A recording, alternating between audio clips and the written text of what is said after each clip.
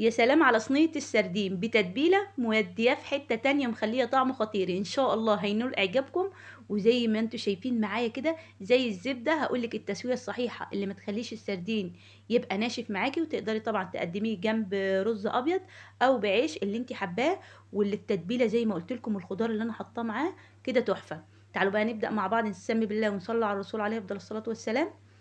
انا معايا كام فص من التوم، معايا هنا فلفل اخضر واحمر، وهنا البهارات بتاعتي كمون وملح وبابريكا وكزبرة ناشفة وحاجة بسيطة من الكركم.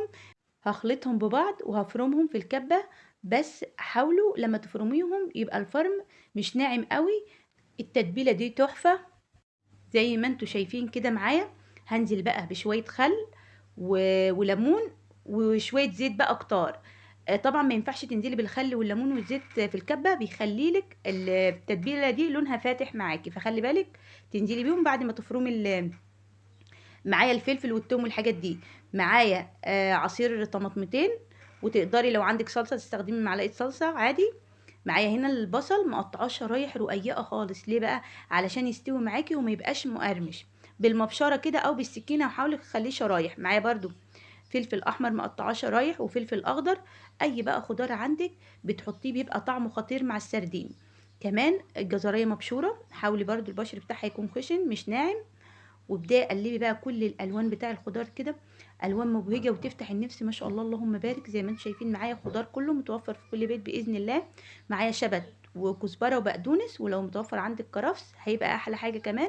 مش هكتر من الخضره علشان ما يقفلش معايا اللون قوي.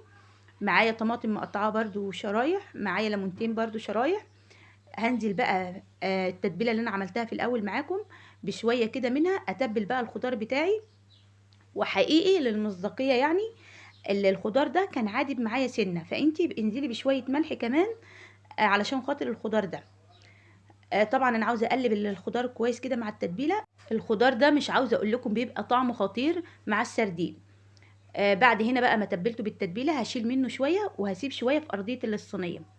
هنا بيخلي معاكي السردين ما يلزقش وما ينشفش معاكي. طبعا معايا السردين واخداه كده تحت الحنفيه في طبق يكون عميق، بتشطفيه كذا مره وتحطي فوقه ميه برضو وتفضيها تاني وتغيري عليه الميه علشان يشيل اي قشر ما تلاقيهوش في الاكل، القشر اللي هي بتبقى على السردينه دي. وابدأي كده حطي كل سردينه في التتبيله. في ناس بتحب تشيل الدماغ بتاع السردينه وتفتحه كده، فبراحتك لو انت حابه تعملي كده، لكن انا دايما بعمله بالطريقه دي. بسيبه صحيح زي ما هو، بس اهم حاجه زي ما اتفقنا بتشطفيه كذا مره. اهم حاجه القشره اللي بتبقى عليه دي تبقى مستبعداها تماما، عشان لو بقت في الاكل مش هتبقى الطف حاجه. بتتبلي كل واحده بوحدتها كده من السردين في الصينيه، وتبداي ترصيه كده داير ما يدور، سهل خالص مش هياخد معاكي اي وقت. هتجهزيها في 10 دقايق. بتدخل فرن درجه حراره 200، بتحطيها في الرف اللي في النص. اخدت معايا بالظبط 45 دقيقة. وبعد كده بتولعي الشواية، بتاخد معاكي اللون الاحمر، يعني ما بتاخدش برضو وقت معاكي. وتبقي انت كده مخليه بالك من الحاجة وهي في الفرن، بتضيري طبعا الصينية كده علشان تاخد اللون الاحمر من جميع الاتجاهات. اللهم صل وسلم على سيدنا محمد.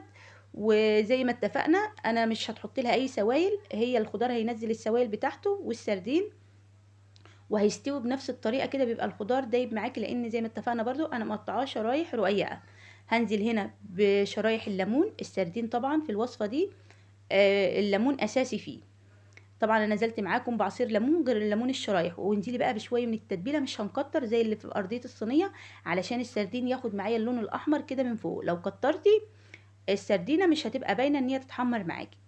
طبعا انا مش بحبها ناشفه قوي، اللي هي تبقي تيجي تاكليها كده تلاقيها ناشفه. انا عاوزاها زي الزبده كده معاكي زي ما شفتي في بدايه الفيديو. اهم حاجه برضو تنزلي بشويه زيت في الاخر خالص، اخر مرحله. شويه الزيت برضو بيساعدوك ان السردين ياخد معاكي اللون الاحمر. واللهم بارك، هتعجبكم صينيه السردين دي لو اتبعتوا كل الخطوات اللي انا قلت لكم عليها. ولايك وشير لو عجبكم الفيديو، وان شاء الله هينول اعجابكم. وهنا شايفين معايا الخضار نزل ميته، بحاول اوريكم وهو في الفرن كده. انا طبعا لسه في المرحله دي ما ولعتش عليه الشوايه. وبعد الميه كده ما بتنشف معاكي اللي الخضار نزلها، بتبداي تولعي الشوايه عليه وبتخرجي السردين، بيبقى احلى سردين معاكي باذن الله. اللهم بارك. حاجه كده تفتح النفس، سهله وبسيطه مفيش فيها صعوبات، والبهارات متوفرة في كل بيت. ابدأي بقى قدميه. شايفين معايا السردينة مش لازقة علشان الخضار زي ما اتفقنا اللي موجود في أرضية الصينية. وهقدمه معاكم وهو سخن. انا طبعا بخرجه بمعلقة مسطحة، فعشان كده السردينة بتنزل من المعلقة.